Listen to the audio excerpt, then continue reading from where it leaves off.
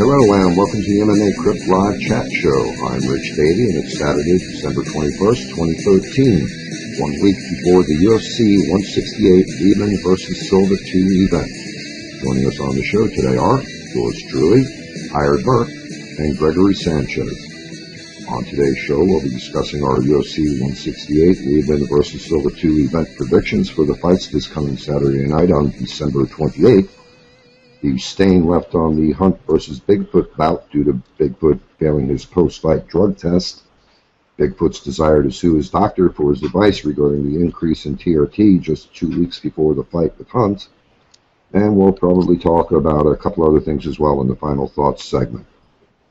Thanks for taking part on the show, guys. I appreciate you guys stopping by and taking part in another round of prediction. This is round 4 of our MMA fight predictions. Here's how we score the results and how things stand after 3 rounds of predictions. Recapping the scoring system. If you pick the correct fighter but don't get the correct method or round, you earn 4 points. If you pick the correct fighter and method or the correct fighter and round, you earn 7 points. If you pick the correct fighter, round, and method, or correctly call the winner by decision, you earn 10 points. Okay, and here's what we're looking like after the 3 rounds. In first place, we've got Hired Merc with 20-12 and 134 points out of 320. In second place, Rich Davie, 19-13 with 124 points out of 320. In third place, Blue Nose Greg, 14-7 with 77 points out of 210. In fourth place, Gregory Sanchez, 11-11 with 64 points out of 220. And in fifth place, we have Alex Schlinsky, 7-4 with 47 points out of 110. Okay, guys, go ahead and say hello to the listeners. Thanks for having me on, guys. I'm only here because you pay me. Nice. What? I'm not getting paid? All right, guys, jumping right into things here. The UFC 168 Weidman vs. Silva 2 event. The main card is on pay-per-view at 10 p.m. Eastern Time this Saturday, December 28th. All right, guys, how do you see Chris Weidman versus Anderson Silva 2 going? I'll let Sugar answer this one first. Well, I think it'll be interesting to see if Silva comes to play or to fight. I mean, I just want to say this though. People always say oh, that's how Silva always fought. In my opinion, I remember the night of the fight, I was thinking he's taking this too far. He's never gone this far. He's never played around this much. What do you guys think? Yeah, I would say he only ever went further with the Damian Maia fight. Otherwise, I completely agree with you. Yeah, I don't agree. I think he's pretty much always clowned his opponents. Definitely in that fight with Weidman, he went to excess, and he paid the price for it dearly because he lost the belt. And got knocked the fuck out. Yeah, I thought that was beautiful.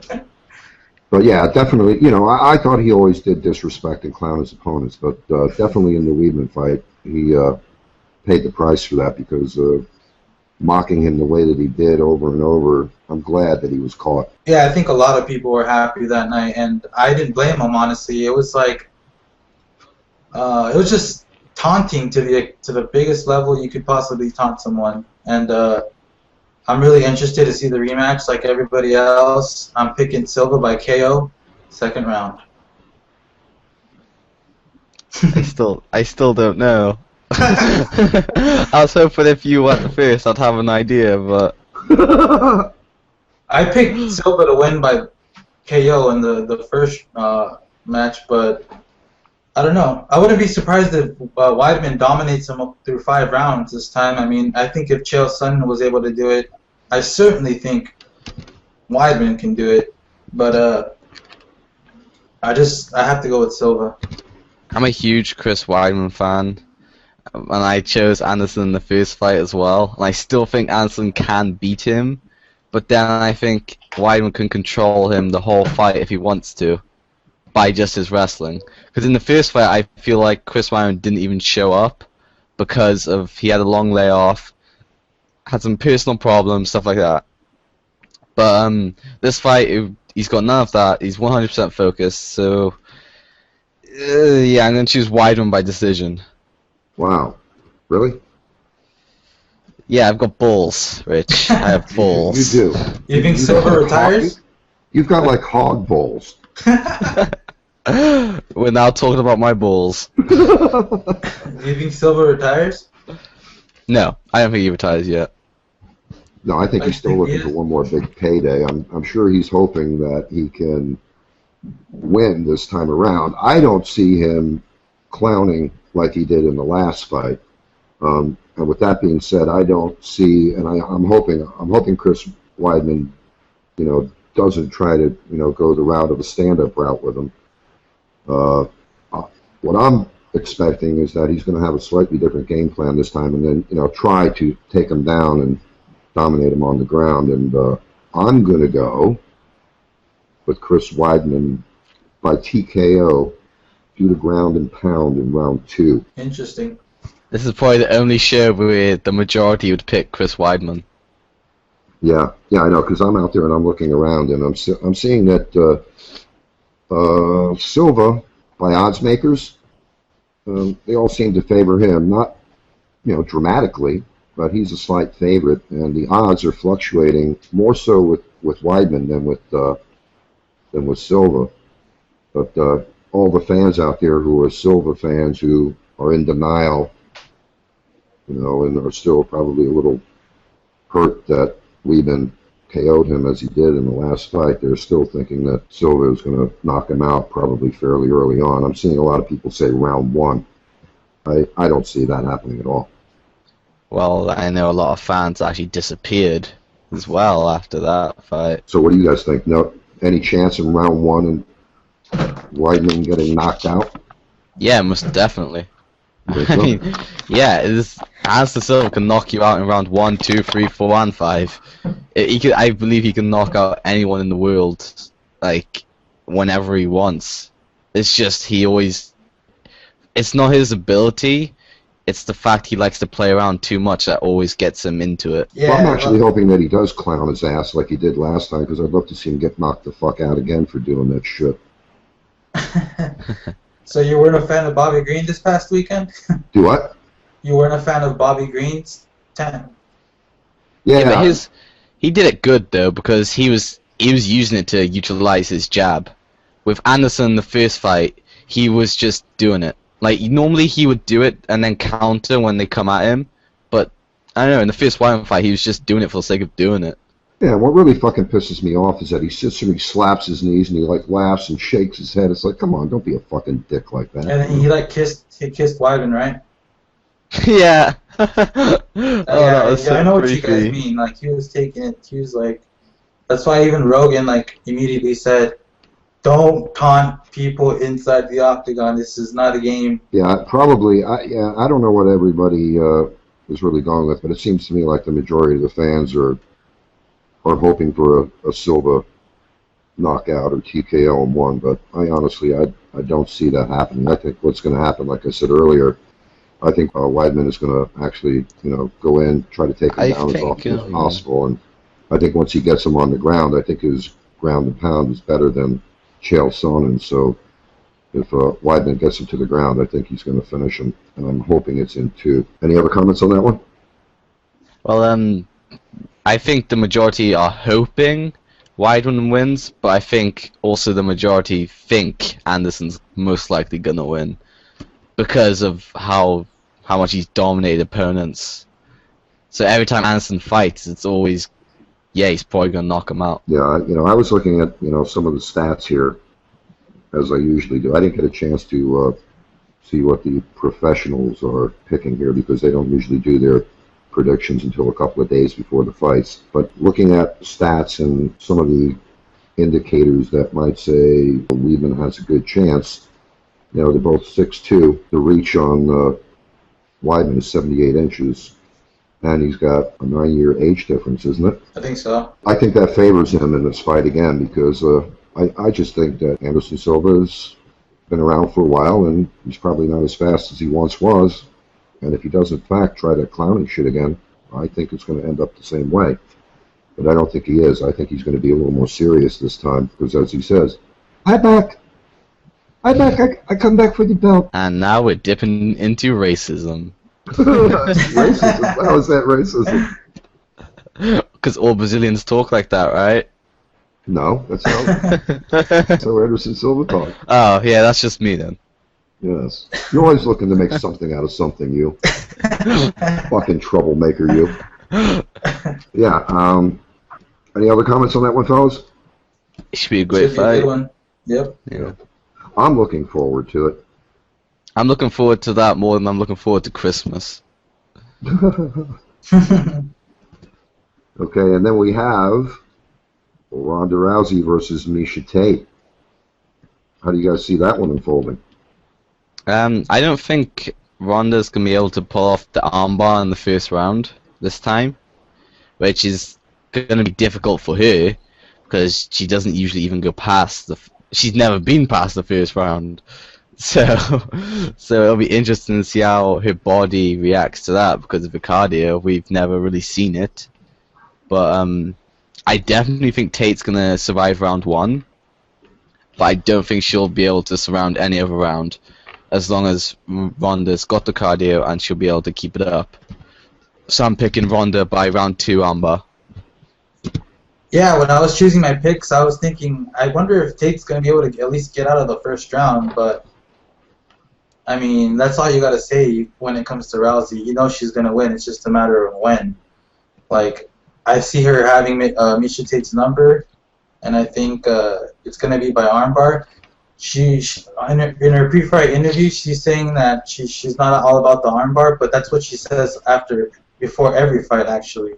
So I don't think it's nothing new here. She's going to get the armbar first round, second, but I'm going to go with the first round. Yeah.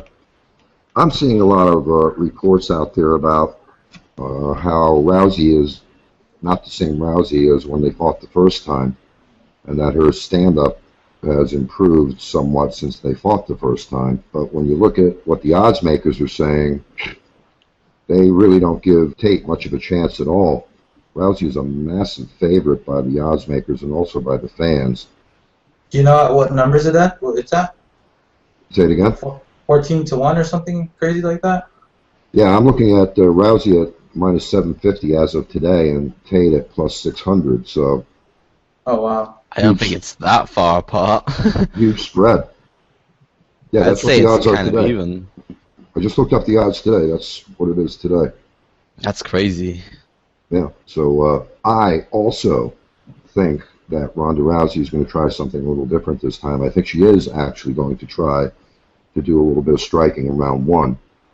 And I, too, think that the fight is going to go into round 2, and I'm picking Ronda Rousey by sub in round 2 as well. I feel like this fight is much, much closer than anyone thinks, because they've both improved, in my opinion. I've noticed Rousey's striking improve a little bit more, and she showcased a lot more skills after that fight in the Kaufman and Carmouche fight. So I feel like she's improved, but I also feel like Tate's improved as well. I mean, the Tate that fought Kat Zingano, I don't feel like was the same Tate that fought Ronda Rousey. I feel like it was a much better one. I mean, obviously she wasn't able to pull off the win, but I still think she's probably the best she's ever been at this point, and I think it's a much, much closer fight than anyone thinks. I don't think so. I mean, well, looking at Miesha Tate's pre-fight interviews, if you watch them, you could tell, for a fact this time around she's gonna go in technical. She's not gonna go and charge in like a bull and ended up getting judo tossed. I think she's gonna go in really technical. She's gonna fight off the clinch. I think she's gonna be things differently this time around. But I think Ronda's going to be the aggressor this time around, if anything. Yeah, I agree. Yeah, I and the technical aspect that you're saying, if Tate does come in like that, that's probably what's going to make the round one. You know, it might even be to her advantage if she can fight technical like that. She may win round one, so it'll be interesting to see that. But yeah, I'm thinking that initially it's going to be a new game for Rousey. She's going to try some stand-up, and then more than likely when she sees that Tate probably is better than her in the stand-up because, you know, she has a slightly longer reach, and she's also just a bit taller as well, half-inch in both of those stats. So I think if it does stay on the feet, you know, Miesha Tate might win round one, but I think Ronda Rousey's going to come to the realization that Miesha Tate probably is better at striking. She's going to look to take it down as soon as possible after that. Would it surprise you if Tate won? Because with the Anderson and Weidman fight, they could both easily win the fight, so it wouldn't be a shock. But if Tate beats Ronda, do you think that would be a surprise? Like, would it surprise you at all? It would be a surprise to me, but only if Rousey decides to actually play into Tate's game. But I don't think that's going to happen. You know, like I say, I think initially she is going to try to change things up and confuse Tate by trying to strike a bit. But again, I don't see that to her advantage, and I think when she realizes that she doesn't have the edge, she's going to try to do her patented judo throw, take her to the ground, and then look for the submission. But I would be shocked if Tate won. Extremely shocked. Yeah, I think that would light up the MMA world, to be honest with you. I wouldn't be that shocked because, I don't know. Like Sugar said, Tate's going to look to come out more technical, which hopefully it'll work out for her, like from her side, hopefully. But I don't know. I just wouldn't be shocked if she won by decision because I just feel like, I don't know. We haven't seen Ronda's cardio. And even though I think it is good, but we still haven't seen it, so I'm just making the assumption, as is everyone else. So it might not be on par to what anyone thinks, and Tate could potentially get a decision or a late round finish. Yeah, I'm not so sure about that because Tate has only gone past 3 one time. What did you pick, Mark? I chose Ronda Rousey. Oh yeah, second round, right? Yeah. Oh no, twice she's gone past 3 rounds. Her first professional bout, and then... I mean, I think a lot of women fighters, when they saw Liz Carmouche almost get a neck crank, well, she did get her neck crank on her, but she slipped off. Ronda got the hook out, and then she slipped out. But I think a lot of female fighters are looking at that saying, okay, she's human, that's for sure. The thing is as well, though, I think that showcases Ronda's ability more than Liz Carmouche. Because everyone knew how good she was anyway. But with Ronda, we never saw if she was in a bad position, could she survive, blah, blah, blah, all this. And then she answered it, but it seemed to have been completely ignored. Yeah, I thought that was actually the end for her. I thought she was actually going to lose that fight. Yeah, same. You know, Carmouche had her by the back like that, because holy shit. That looked like that was, you know, it wasn't a rear naked choke, but she was working on that. She damn near had the rear naked choke in. But that neck crank, man, I didn't see how the hell she was going to get out of that. And then I think what she did was she bucked her off and threw her down, right? Yeah. Any other comments on that one, fellas? As another fight I'm excited for. Like this fight and the Weidman Silva fight are the ones I've been waiting for since they've been announced. Yeah, but you actually think it has a chance to go the distance? Oh yeah, I believe both of them do, yeah. I don't. Well, I'm Welsh, so... Yeah, you always go out on the limb and say some ridiculous shit. Maybe I'm drunk I'm drunk all the time.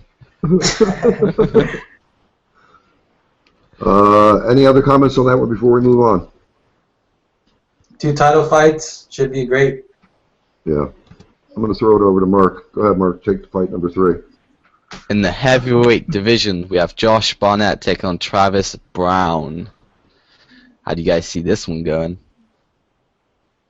Well, I think it'll be one of Brown's toughest tests, that's for sure. I think I'm going to go with Barnett on this one by decision, but I'm just going with honestly, I'm going with a lot of people are saying Barnett might be too much for him. I think Brown, he's good, but he showed it at the Congo fight. Well, that was a long time ago, by the way, but I just think I'm just gotta go with Barnett, the War Master. Yeah, it seems like that's the general consensus out there. But what I did was I went and I looked at some of the stats. Odds makers are favoring Barnett, not hugely. Fans are favoring Barnett by a big margin. But then when I look at some of these other stats for these two guys, Barnett, 6'3", 250 pounds, 76-inch reach, age 36. Travis Brown, 6'7", 251, 78-inch reach, 32. So the edge right there in that stat, when you look at those numbers there, the edge goes to Brown there. And I really would love to see Brown win. I think it's a like I would love to see him in a title fight with Cain Velasquez. I would love that. Yeah. I would love both of them to get title fights. Yeah. But like that division needs it. Yeah, but like Sugar says, man, it's a tough fight for Brown, probably his toughest fight to date. And then I looked at the records of the two guys. Both of them have 2 wins in a row, 2 TKOs for Travis Brown over Alistair Overeem and Gabriel Gonzaga. And he lost by TKO to Antonio Silva just before that. And then I don't recall the Josh Barnett-Daniel Cormier fight that Josh Barnett lost by decision. You guys recall that one? Yeah, Cormier out-wrestled him, outstruck him, just dominated the fight. Cormier actually grabbed him and tossed him like a rag doll at one point in the fight. That was so good. Yeah. I can't recall that for some reason. I didn't watch it either, but or was that no, it was Strikeforce. Yeah, Strikeforce. How long ago was that? That was a year and a half ago. Oh, yeah? What was it? Yeah, a year and a half. Okay, well, I think what I'm going to do is, like I said, looking at all those numbers and everything that I looked at, and even though odds makers and fans are favoring Barnett, I'm going to go with Travis Brown by KO in 2. Ooh. No, when this fight was announced, I was like, dang, who am I going for now? Who am I going to pick? But I just got to go with Barnett because I guess I'm on the hype train. Yeah, but man, when you look at that reach advantage that Brown has, if it stays standing, but I think doesn't favor Barnett. I think Barnett's going to be able to take him down. That's what I think. Yeah. The question is for 3 rounds? I don't know. Well, what I think is gonna happen. Well, I've never really been sold on Travis Brown. Like, I know everyone pretty much jizzes over the guy, but I've never really been a huge fan of him because for me he hasn't really beaten anyone worth noting except Alistair Overeem, which was his last fight. And although he did look good, he also got hurt. Out of him. He also got hurt though. Yep.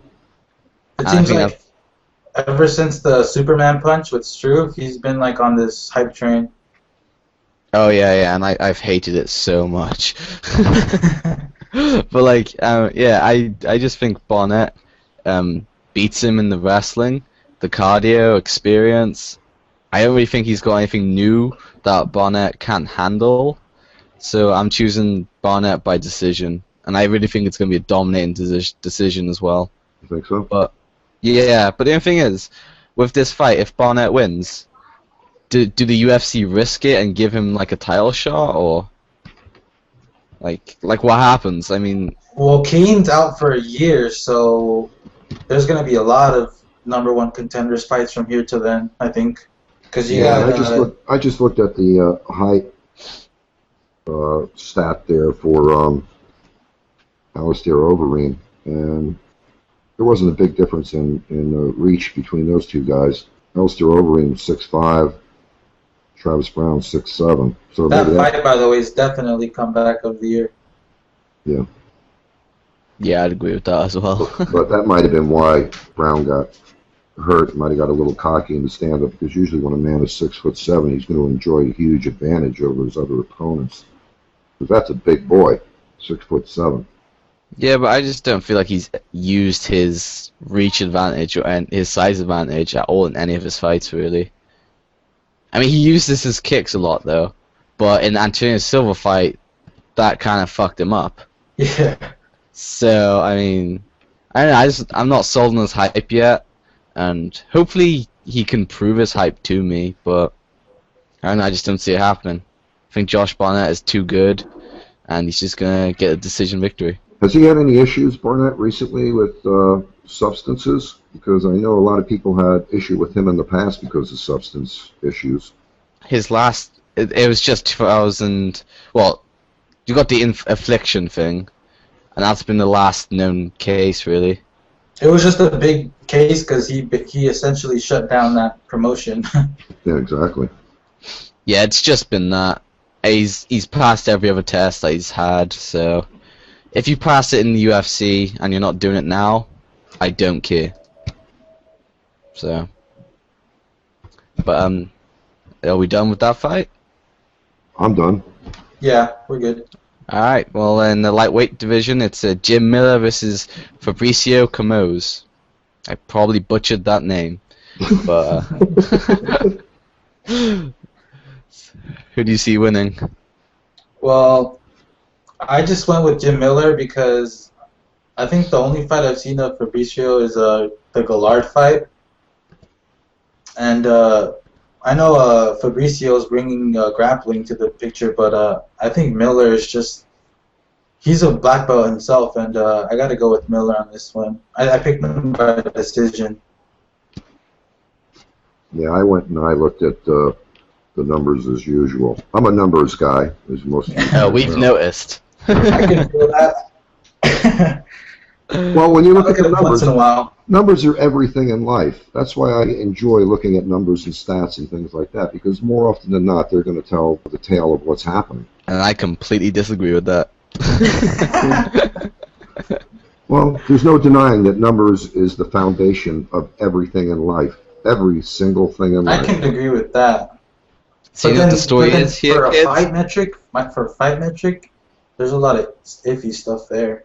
Oh Yeah, yeah, but you're talking about how do they score the strikes, and every little strike counts as a point. Yeah. So sometimes the fight metric numbers are a little confusing, but what I'm talking about is something different. I'm looking at numbers from odds makers and things like that. More than often than not, odds makers are going to be picking the correct man to win the fight.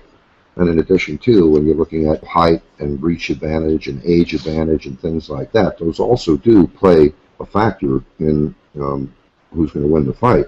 More often than not. It's not concrete, Yeah. but more often than not, those things play a factor. What Rich is basically saying is work hard in maths class.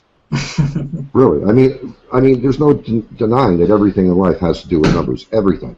Oh yeah, so don't fucking bail on those classes, otherwise you'll be a dumbass. Yeah. So, this one has to be a little conflicted because of that. I'm favoring Jim Miller, but when I go in and I look at the numbers and everything, it leads me to say maybe Fabricio has a better shot at this because he's 5'10", whereas Miller is 5'8". 71-inch reach for Miller, 71.5 for Fabricio. So that's a little conflicting there when you're looking at those numbers. But then when we're looking at other factors as well, when I look at who odds makers are picking, they're favoring Jim Miller by a fairly large margin. So in this situation here, I think I am also going to go with Jim Miller by decision. Yeah, I'll keep mine short and sweet. Jim Miller by decision. That's it, really. I mean, Fabricio Camões hasn't really defeated anyone worth noting. He's like 1-3 or something like that in the UFC. So I'm surprised he's still on the roster. He's gonna get cut for sure after this one, right? he was cut before. I think he lost 2, and then he got cut, came back, won, lost, and I think Jim Miller's gonna beat him everywhere to take the decision victory. Yep. And that'll be 10 points for me, Rich. And that's the first one that we all agreed on. Yeah. Interesting. Might as well give us all of the points now. Get this out the way. We're all either going to get 10 or 0, I bet. Watch, I will all get 0. Alright, over to Sugar for the next fight. Next up on the card is Dustin Poirier versus Diego Brandao. A very important featherweight fight. That's why it's on the main card. Who do you guys have? This could easily be fight of the year. which sucks because it's at the end of the year, which means it's not going to be a candidate for this year. But I don't know. I love watching both these guys fight. Diego Brandao seems to be improving. He's calming down, which is really good for him because he always rushed his fights and then I don't know, I guess he'd gas and just wouldn't be there in the later rounds. But now that he's taken his time, he's with Greg Jackson. Now is perfect time for him to take a step up in competition and to finally get his shot at the belt and make a big name for himself. But he's fighting Dustin Poirier, who is a fucking beast. He's lost 3 times. And featherweight division, he's only lost twice, which is to Korean Zombie and Cub Swanson. They are not bad losses at all. I feel like he's the future of the division. And they were competitive fights. Yeah. And that as well. He's only 24 years old. I feel like he's going to be champion someday. I'm very highly on him. And I think he'll be able to take the decision victory. He might even be able to finish Diego Brandao. But I'm going to go with decision. Yeah, again, looking at the 2 guys here, Poirier has a big advantage in the height and reach. Well, not so much the height, but the reach advantage is massive. 73-inch reach to 69-inch reach. So you're saying that the fight is going to be a standing event? No, I think Poirier will be able to take it to the ground. Yeah. So it's going to be a ground event where everything is. I mean, because when you look at these 2 guys, Brandao is basically a striker with Brazilian Jiu-Jitsu background as well, and but both of these guys' fights always end up on the mat. Yeah. It'll be interesting because I think Poirier will be able to take it to the ground, but then I think Brandao will be able to get back up. So it'll be a mixture of both, in my opinion, and it's going to be very, very entertaining. Yeah, I think so too. I think it's going to be a combination of the 2, and I think that as long as it stays on the feet, Poirier has the advantage. Like I said, because of that massive reach advantage. But then we got Poirier out of American Top Team and Brandao out of Jackson's Mixed Martial Arts. So 2 good camps that these guys are training with. But I think what I'm going to do in this one, and when I looked at the odds makers for this one, the odds makers are favoring Dustin Poirier by not a huge margin, but a significant safe bet according to odds makers. So I'm going to go with Dustin Poirier by decision also. Okay, cool. Yeah, I picked Poirier by decision. I don't think he's going to finish Brandao, but I think Brandao has looked really good since his Elkins loss, and I think he's looked like a beast. But I think Poirier's just going to be too much for him. I don't see it being a competitive fight because I think Poirier's like a couple levels ahead of him, to be honest with you. But I gotta go with Poirier. Yeah, when you look at their belts in Brazilian Jiu-Jitsu, Poirier is a purple belt and Brandao is a black belt. So that'll be interesting on the ground to see how that pans out. Huh? Yeah. That's like 2 in a row we've both agreed on, like all of us. That's fucking rare for us. Yeah, it happened last time as well. Like maybe we're like starting to agree with each other more. Gonna ruin our reputations here. Yeah. Next up on the card, we got Loser Leaves Town. Dana White has basically gone on the record saying this in post-fight scrums. Middleweights, Chris Lieben versus Uriah Hall. What do you guys think about this matchup? And I don't know. I don't think Lieben is that good anymore. I don't even think he was that good in the first place either. But that's a different topic, I guess. But I don't know. Hall hasn't fought in the UFC yet, and then by that I mean actually fought. Because in the Calvin fight, he he's said been in that the he was octagon, but he just hasn't pulled the yeah. Yeah. In the Calvin fight, he said that he was playing with him or something like that. And the Howard fight, they were fucking hugging each other and doing high fives and that bullshit. Yeah, and that's what pissed off Dana White. Also pissed everyone off. Which sucks, because John Howard got ignored even though he put on a good fight. But anyway, yeah, that's another different topic. But yeah, I think Hall is going to fight this time now that his job is online. But the only problem is, so is Chris Lieben. And if he gets into a brawl, Lieben's going to win the fight by decision. But if Hall can be all technical and everything like that, I think he can take the fight. But I don't see that happening. Actually, no, I do see that happening, because I don't think Lieben is going to be able to handle Hall's reach and just everything about it. I'm going to choose Uriah Hall by decision, and hopefully he'll look good. Yeah, I'm really conflicted on this one as well.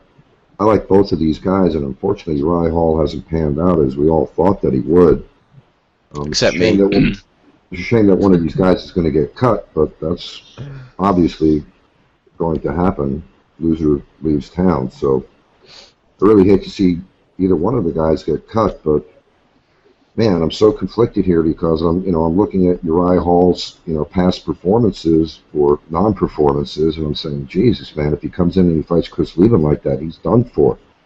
But then when I look at the massive reach advantage, you're talking about almost a 10-inch reach advantage. Yeah, exactly. That's like gorilla arms, So it's like, man, that has me thinking, but, if he doesn't actually utilize that advantage, I think it favors Lieben. So yeah, I'm a little conflicted here. I mean, there's no odds on this fight because it's way too early for the undercard fights. But I don't know, man. Do we give the edge to Chris Lieben because of his experience and time being around, or is that a detriment to him because he's a vet who seems to be on the downside of his career? I mean, when you look at his last 5 fights, he's only won 1 fight. I think we would normally give the experience advantage to them and stuff like that, but the fact that he's done a lot of damage to his own body, because he's had painkiller addictions and all that stuff. I don't know. All right, yeah. I'll probably be wrong on this, but what did you go? You went Uriah Hall by what, Mark? Decision. All right, I'm going to go way out on a limb here because, again, looking at the numbers and everything here, I should be picking Uriah Hall to win this, but I'm just going to say he's going to do the same shit that he's always done since he's gotten out of Tough. And, since the Tough finale, he just... I don't know if it's because, he hurt those guys so badly in the Tough season where he was knocking those guys out so dramatically, and maybe that impacted the way that he thinks about, challenging his opponent. But I think that still weighs in the back of his mind. So I'm going to go out on a limb. I'm going to say Chris Lieben by KO in 2. Very nice. I personally think I went with Uriah Hall by decision. I don't think he's going to finish him. I went with Hall because I think if Andrew Craig could decision Lieben and, just outclass him, be quicker than him, I just think Hall could do the same, to be honest with you. I don't think he's going to knock him out because Lieben, he's got a pretty granite chin, but I don't know, if one of those heel kicks hits your face, you're going down, right? Yeah. I'm not sure why Hall is such a nice guy. Well, he's a nice guy, but I'm not sure why he's been such a nice guy inside the octagon. Maybe he's since he changed with Mark Munoz, those guys are just way too nice, right? I think, seriously, I think it has to do with what, the experience on Tough, how he hurt those fighters so badly. Those knockouts that he had were just devastatingly brutal. So maybe that's playing some sort of factor in the back of his mind when he got into the octagon. But, even Dana White said seems like he has a problem pulling the trigger, and it seems to be a mental block with him. I don't know what you guys think about that. Yeah, Uriah Hall has no balls, confirmed. Yeah, it's interesting because even before this fight was booked, both of these guys Dana had spoken about in the media, like they need to pull the trigger, they're done with, they're almost out of the. And then the fight gets booked and everyone's like, whoa, loser leaves town. Yeah, it'll be sad to see either one of them go, but it is what it is, and they've reached that crossroad. So if Lieben loses, what do you guys think? Does he give up, or does he go elsewhere, or what? I would say give up, but knowing Lieben, because he is a fighter, he'll get cut, obviously, but I think he'll probably go on to fight in like the smaller shows and stuff like that. I think he'll keep fighting, but I don't know. I just don't. Shows, you're not saying B or C tier. You're saying even lower than that. Well, I'm just saying small shows because I don't even know if he'll make it to. Like, I'm not sure if they'd pick him up. I know Will Caesar fighting would. I know Bellator would fucking try as hard as balls to pick him up, but I'm not sure if Lieben would even go there because he does seem quite loyal to the UFC. But I don't know. I think he'll start fighting on smaller shows after this if he loses. If Hall loses, he'll fight smaller shows and work his way back up to the UFC someday. Yeah, I think if Hall loses, he'll probably wind up in WSOF. What do you think, Sugar?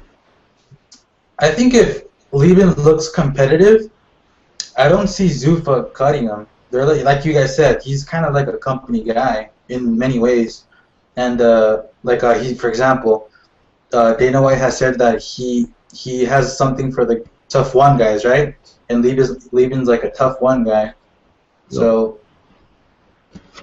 I don't think if he looks sluggish, he's getting cut for sure, and he's probably gonna keep fighting again. But if he looks in shape and gives Uriah Hall a competitive fight and then loses a decision, it'd be hard for me to see them cut him. Yeah, I seriously think they'll cut him. I mean, like I said, 1 win, 4 losses in a row. If he loses this one,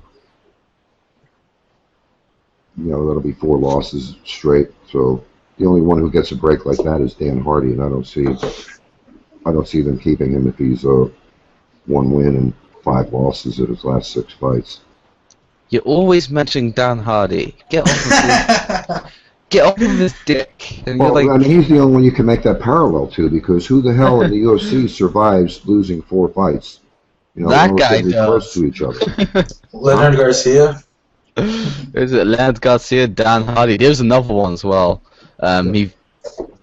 But those are exceptions. I mean, usually guys lose 1 or 2 fights now in the UFC, and they're cut almost immediately within a day or 2 after the bout.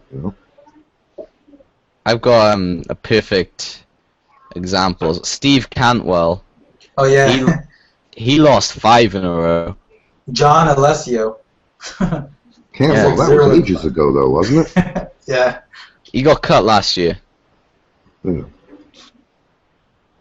Is he done? He's retired now, right? He hasn't fought since then. But I went way off topic on that. You certainly did, but it doesn't matter. Okay, so I guess that's the end of that event there. We're not going to go any further on the undercard there. We'll just do the main card and the main preliminary fight. All right, guys, so we're at the final thoughts segment here. I did want to talk about Bigfoot testing positive for elevated testosterone levels and his desire to go after his doctor for suggesting 2 weeks before the fight that he increase his levels since he was so low. You guys have any comments on that? Well, at first glance, it's just like Bigfoot failed test, he's been popped again, blah, blah, blah, he's a past user, and all this shit. So you can easily just say, yeah, he's failed again, not much to it, he didn't learn his lesson. But the fact that he's posted stuff about his doctor, he's actually posted the information as well, and he's really hell-bent on this story, I don't know, I believe him. Like, honestly, I really do believe him. Like, at the end of the day, it's it's his choice. He could have said no to whatever it was that they gave him. But if a doctor says that your levels are low, like still low, you're going to listen to the doctor and just do whatever it takes to get him back up to the appropriate level. So I think he's got a good case, and I don't think he should be at fault for it at all. That's just my opinion. Yeah, it's a pretty tricky situation, because if your levels were tested 2 weeks before the fight and they were relatively low, why would a doctor recommend increasing your levels, at such a a close day to the event? Kind of reeks of bad advice. Yes. Yeah, it's really shitty. I mean, my opinion on it is, I did see the photos that he posted, and I thought those photos were interesting, but I kind of feel like my initial thoughts were, we saw him when the Cain Velasquez and Bigfoot 2 knockout. Remember when he thought he was getting he thought there was an early stoppage, and he thought that Cain hit him in the back of the head? Mm-hmm. That, I don't know. I guess all I'm trying to say is he has a history of excuses. You know what I mean? Yeah. I agree with that. Those are my initial thoughts. But then when I saw the paperwork, I'm thinking, okay, maybe he's right. But I don't know. My first initial thoughts were, oh, another excuse. Yeah, I mean, I can understand his situation, because if I lost $50,000 bonus like that, and not only that, it's tainted his reputation, tainted the fight that was supposed to be fight of the year. So now what happens with that fight? Is that really going to be a contender for fight of the year, being that it was, a dirty outcome? Probably not. So. I think it definitely still is. Yeah, but it's tainted. Yeah, but the draw tainted it as well, I guess. It's not a draw anymore. They called it a no contest. Is it definitely a no contest now? Yeah. From what I've read so far, that's what I'm saying. Wow. I haven't read anything like that yet, so. That's what I saw. On Wikipedia, it still says a draw, but obviously it's Wikipedia, so. I think it was definitely in the running, but I do gotta agree that now with this stain on it, you gotta give it to like Gustafsson and Jones. Or We'll see what happens though, because I mean, if it turns out that Bigfoot has a great and a good case against his doctor, then you can kind of conclude that it isn't his fault, but then it still kind of is for even doing it, like taking the testosterone. So was he training in the U.S. for that fight? I mean, was it a U.S. doctor? It was a Brazilian doctor. And it was. It was a UFC Brazil doctor. I think that's what he said. Well, that's interesting. It would seem like there wouldn't be any sort of communication issues there, so that kind of muddies things up just a little bit, no? Has Dana commented on it at all? I don't recall reading anything by DFW. I wonder if there's been guys that got on TRT and we just never found out about it, because it's funny how it always comes out that someone was on TRT after, right? Yeah. We never know beforehand, really. I guess who started that one off. Something where Dana said that he wants to release a list of fighters who actually have TUEs and are on TRT. So I don't know the reason behind that. Would that be to keep better tags on what's going on? Or I think that's a good idea, because then all the fighters will know and all the fans will know, and then if there is like a failed drug test, we can conclude, oh, it's probably because of that. Yeah, I think that's a good idea, in all honesty. But the person who started off the whole TRT trend was Chael Sonnen, so I guess we can thank him for that. I guess it's him and then Dan Henderson, right? Right after? Yeah. Well, unfortunately, like I said, it kind of ruined the history of that fight, and I don't see it being a legitimate contender after that, especially after it was overturned to a no contest. So I don't see how, if it was overturned to a no contest, it could be a contender for fight of the year, especially. So what you're saying is you don't even think it should be a nominee anymore? I don't think so. I think they've changed it to a no contest a bit too quickly. Like, considering the circumstances, I think they should have waited this one out a bit. I would agree with that. But yeah, again, unfortunately, like you said, he had the opportunity to say to his doctor 2 weeks out from the fight, do I really want to go that way? I'm safe, I'm good. What would have happened if his levels were too low? What do you mean too low? Like, he took it because his testosterone levels were too low at the time. Mm-hmm. So in this fight, if his testosterone was too low, still a draw. Let's say it's still a draw, and the drug test says it's too low.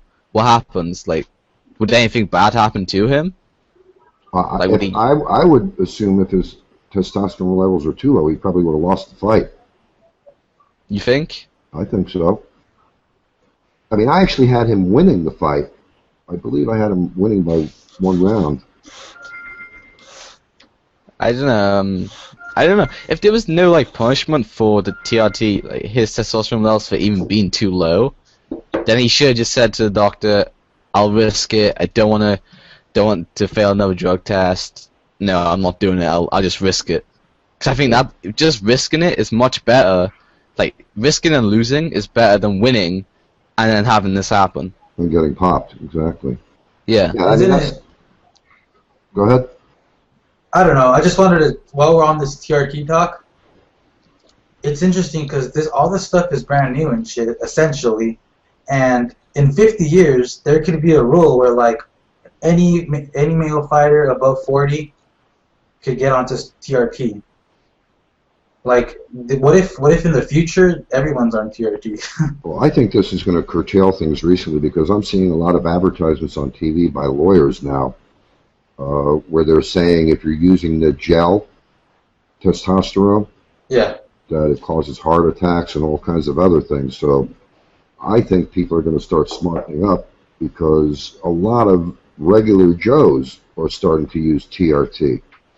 And I mean, if you didn't learn your lesson from watching WWE fighters who did, steroids and PEDs and things like that, where they're all dying, at 40 years old or in their 40s, there's something wrong with your thought process. Why would you want to take a drug that is going to increase your chance of a heart attack or dying in your 40s?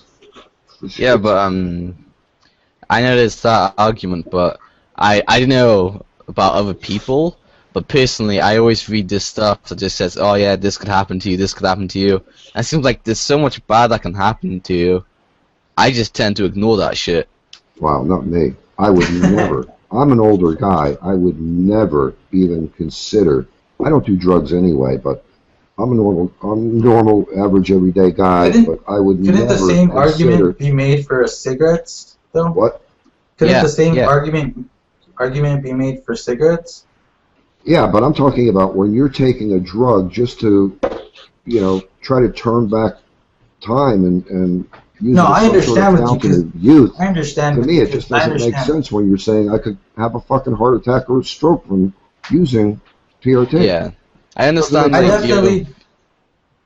don't think it's fair that Vitor Belfort's on the streak against Michael Bisping, a guy who is pretty much for sure clean, and Luke Rockhold, just like these young guys, and this guy got popped for steroids a couple years ago. I'm not cool with him, but this is how the game is nowadays, right? Like this. That's why I'm wondering, like, in 50 years, what the fuck is gonna happen? with the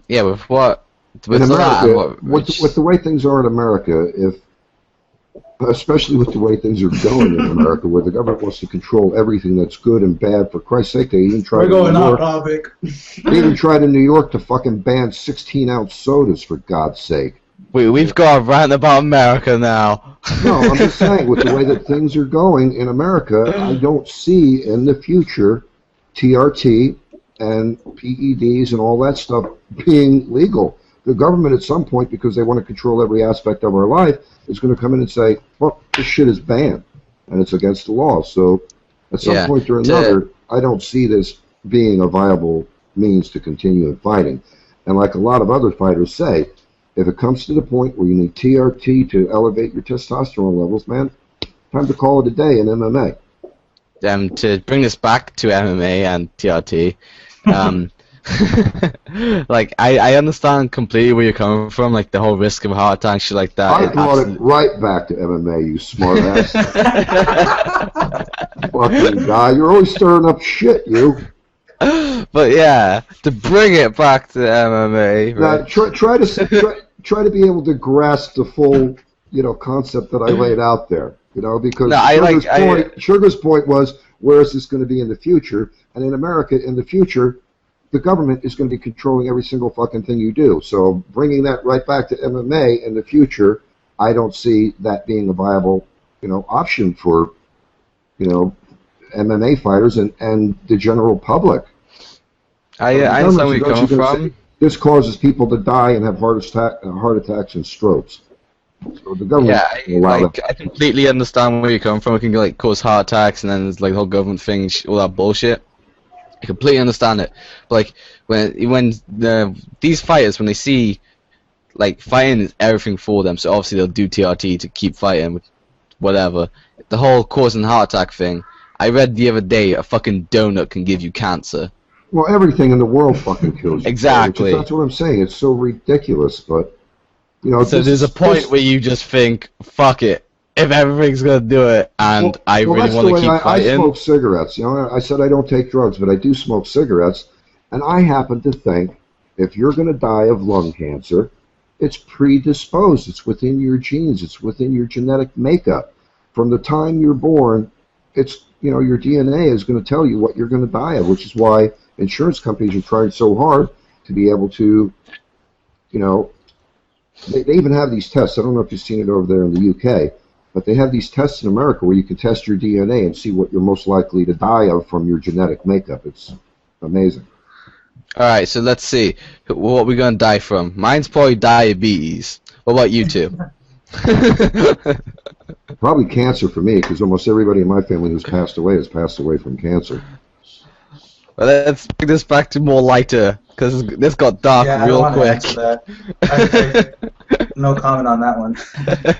This got dark real quick. You guys don't want to know. No, I'm just kidding.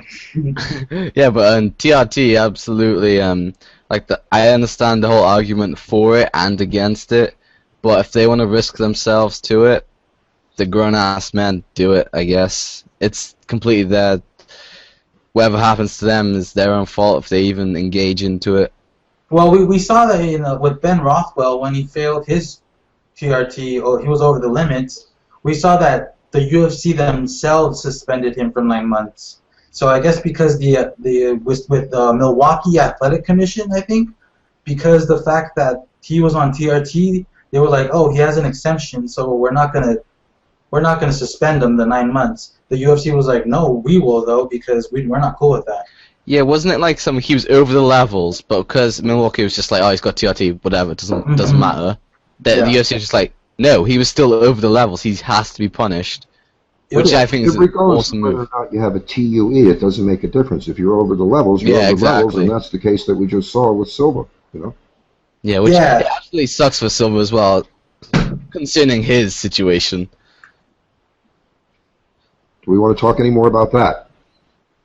We're good. I think we dove into detail, and then we went dark, real dark. You're the one that went dark. Yeah. Well, let's move on now. Okay, let's talk about Ronda Rousey's comments on Tough and Miesha Tate within the last week. Have you guys seen any of that chatter? That ass, yo. Well, essentially, Ronda basically smashed Tough in the media. She's saying that it was a shit show. Essentially, that's what she's saying. Yeah, she wasn't really happy with the way that they edited things, and she does have a point. Apparently, they did some editing because Misha Tate was clearly, not just Misha Tate, her and her gang were instigating most of the shit that was going on, and they were clearly trying to provoke a response from Rousey. Yes, Rousey probably shouldn't have acted the way that she did, but she was, instigating to, doing those things and reacting the way that she did.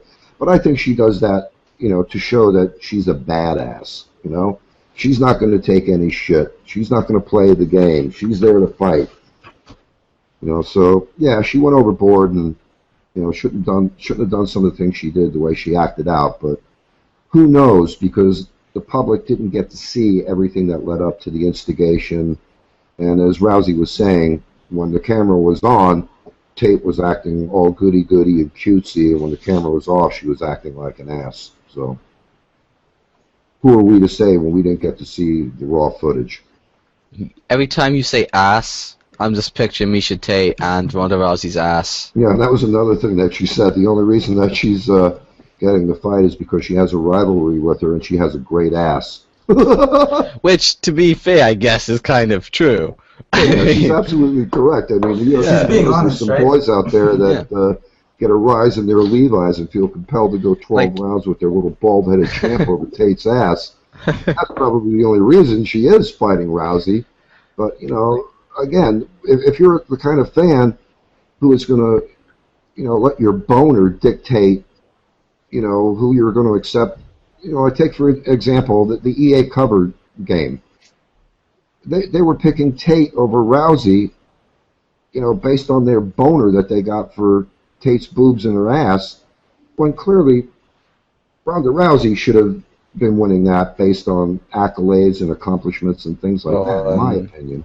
I chose Gustafsson for that reason. Joke because, why would you be the kind of guy who's going to vote for a female fighter to be on the cover of the game based on your boner and give her the benefit over somebody who actually is a skilled fighter who actually deserves, that honor? I mean that's kind of pathetic to go in that direction. I mean, I gotta jump in. You have a here. sexual fantasy about Tate doesn't mean you should vote for her and, put her ahead of somebody who is more deserving. I mean, if you want to masturbate, if you want to masturbate to your sexual fantasy about Tate, go hide in your closet from your woman and jerk off, Oh my God. I gotta add something here, though. I think the demographics are changing. I think personally, since the UFC 157, when I went to the Honda Center, I know for a fact that female demographic audience exists. Though I think a lot of females voted for Tate on the cover because the women demographic audience, it does exist now. It does. There are a lot of females watching the UFC now. Yeah. But you think that the gay female community chose Tate? No. Judging by my Twitter feed, I was witnessing the fact that all these chicks that like MMA were rooting for Tate, and they hated Rousey because they thought she was being a quote-unquote bitch, Yeah. And I don't know, man. I just saw it as this is a chick from Glendale where there's a bunch of Armenians. That's where she grew up, and this girl is being stereotypical. I mean, that's when she drew the line, in my opinion. Well, for my comment on the whole situation is when Rich said that they chose Tate because they're boners, I chose Gustafsson because of my boner. So I'm not going to blame them. Anyway. So yeah, I don't know. It's whatever, Ronda Rousey, basically she's correct on the whole tough thing. It gets edited in certain ways and she looks like a bitch in certain ways. But when I even watched the show, I thought Tate came across worse because she was the one instigating everything when she knows Ronda is very emotional. So basically, Tate was like a huge troll on the show. Yep. I agree. And we didn't even get to see all the dirty stuff, but the stuff that they did show, you could tell. And even after DFW told her, hey, man, let's kind of chill it out a little bit. We're not here to play games. We're here for the fighters. It's not about you two ladies. Yeah, and when you say dirty stuff, we just know that they fucked.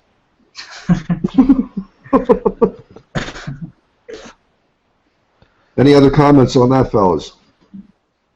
Which one would you rather bang? Oh, God. We have to edit that one out for sure. Well, you're taking us all over the place today. You're trying to blame this shit on me. I'm slowly ruining the show.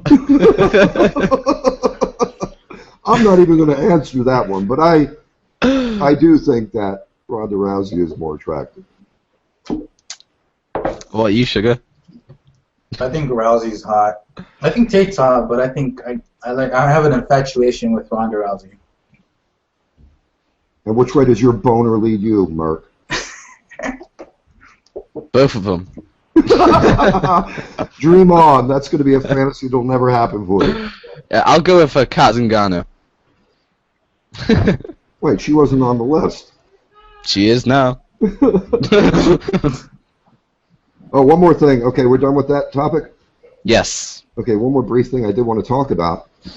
The pound-for-pound rankings in the UFC. George St. Pierre is now off of that list, and it looks like we've got John Jones, number 1, Jose Aldo, number 2, and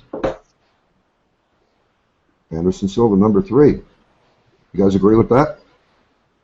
Yeah, I guess, yeah. Well, yeah, because Aldo's a current champion. So it would make sense for him to be above Anderson. And Anderson still being in the top 3 or top 5 also makes sense because of how dominant he's been. I mean, he's lost one fight. Yeah. So, it makes sense. I'm kind of sad to see GSP taking his break like he is, but I guess he needs it. Otherwise, he wouldn't have done it, but... Well, one thing you didn't mention was that Ronda Rousey is now in the top 10. Yeah, she is. She made the top 10 list after GSP was knocked off. Even though we just had like jokes about her comments and everything, like I generally do love Ronda Rousey. She's a great fighter. The personality is great as well. Everything like that.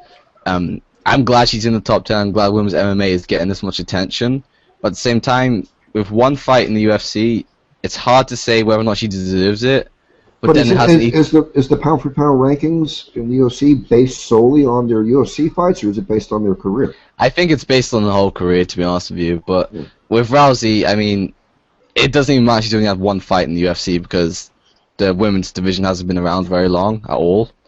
So I'm just glad to see her even in the top 10, and that women's MMA is getting the recognition, and she is getting the recognition she deserves. Yeah, I see everybody bitching and complaining about that same point that you just mentioned. Oh, she's only got one fight, but man, if you look at her amateur career as well, what is she? 10-0 in submissions, first round. All of them arm bars. Yeah, so I think she's deserving of that honor. Yeah, me too. Yeah, like I did see a lot of like, oh, she made it already. Wow, that's early. That's surprising. But who else are you gonna put? Dan Henderson. He's like on a 3-fight losing streak. Yep. So yeah, that's the best option in my opinion. Ronda Rousey. I think so too. I'm glad we're all in agreement on that. That's odd. I didn't think we were going to agree. I mean, we haven't won those days. Yeah. Frankie Edgar used to be on it, but he's not. It would make sense for Ronda Rousey to be above those kind of guys right now. All right. So, any other comments on anything that we discussed, or is there anything else you guys want to mention that we didn't discuss? Well, as just a shout out to Kevin Lee, who'll be making his UFC debut February 1st on the UFC 169 card, in which he'll be fighting Al Iaquinta. Oh, yeah. Fuck that guy's name anyway. Kevin Lee is making his UFC debut, and I can't wait to see it. Yeah, and unfortunately, I know that we did that interview with Kevin Lee, but I contracted a really bad flu. I lost my hearing in one of my ears, and I wasn't able to finish, mixing the show and doing all the production work that I had to do. I'm just going to strive to get that done within the next few days. I'll get that out, and then maybe we can go ahead and get Kevin Lee on the show one more time, because we did that show with him a few weeks ago. I'd like to apologize to Kevin for not getting that out right away, but there were a lot of little factors involved in me not being able to produce that show and get it out in a reasonable time frame. Any other comments, fellas? Thanks for having me on again. It's been fun. Yeah, this is one of our longer prediction shows, huh? Yeah, and I'll be awaiting my paycheck. Yeah. Don't hold your breath too long. If your friends tell you that you're looking blue, man, start breathing. Not until I get that money. I'm so poor right now I can't even pay attention, so that's probably not going to happen. All right, guys, I guess that's the end of the show. Let's go ahead and wrap things up and say hello and thank you guys for showing up again. And we'll do the follow-up show on the MMA Live Chat Hour Sunday, December 29th. I'm sure both of you guys are going to be there, and maybe we'll be able to get a couple of the other guys on the show as well. Go ahead and say your goodbyes, fellas. Alright, see you guys, and be sure to follow me on Twitter. Yeah, follow me on Twitter. I'll follow you back. You can follow back. I won't follow you back, but follow me. I follow everybody. Yeah, but I'm an asshole, so I probably won't follow you back unless you're really interested. All right, guys, again, thanks for showing up. Appreciate it, man. And we'll see you next time. Goodbye. Goodbye.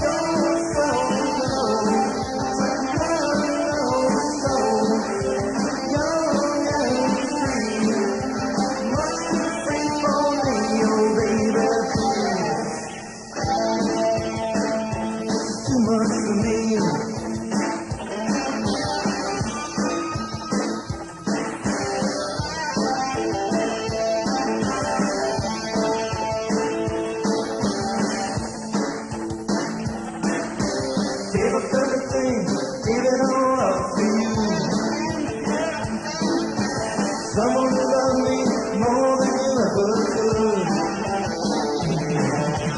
How could I hurt so many of someone like you? Because you dream